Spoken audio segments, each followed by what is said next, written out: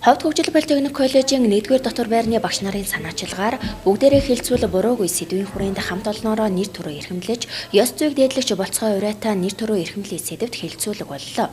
Уг хэлцүүлэгт хөгжил политехник коллежийн 1-р дотор байрны оюутнууд оролцсон юм.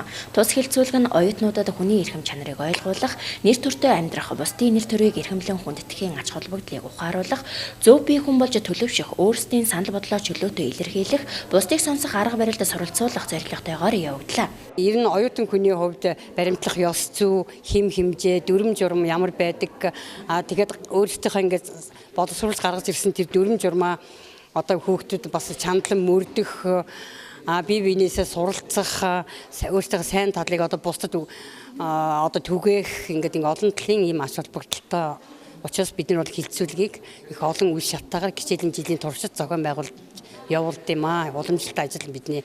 Хэлцүүлгийн хүрээнд нэр төр гэж юу вэ? Дуудах нэрийг эцэг их өгдөг, дуурс галдрыг өөрөө олдог. Бусдын нэр төрийг эрхэмлэхийн утга учир, ёс суртахууны харилцан холбоо, нэр төртэй амьдрах, мөнгө тус сэдвтэй холбоотой хөгжөөнд тоглоомыг зохион байгуулж явууллаа. Энэхүү хэлцүүлгийг зохион байгуулснаар тулгамдж буй сэдвээр хэрэгцээтэй мэдээллийг хүргэж, тэдний санал бодлыг сонсож, гарц шийдийг олох, тэдний хандлах харилцааны гой зүй мэдлэг биеэ даах чадвар дээшлэх, нэр төрөө эрхэмлэн дээдлэх үзэл хандлага төлөвшөх үр дүнд хүрнэ хэмээн зохион байгуулагчид үзэж байна.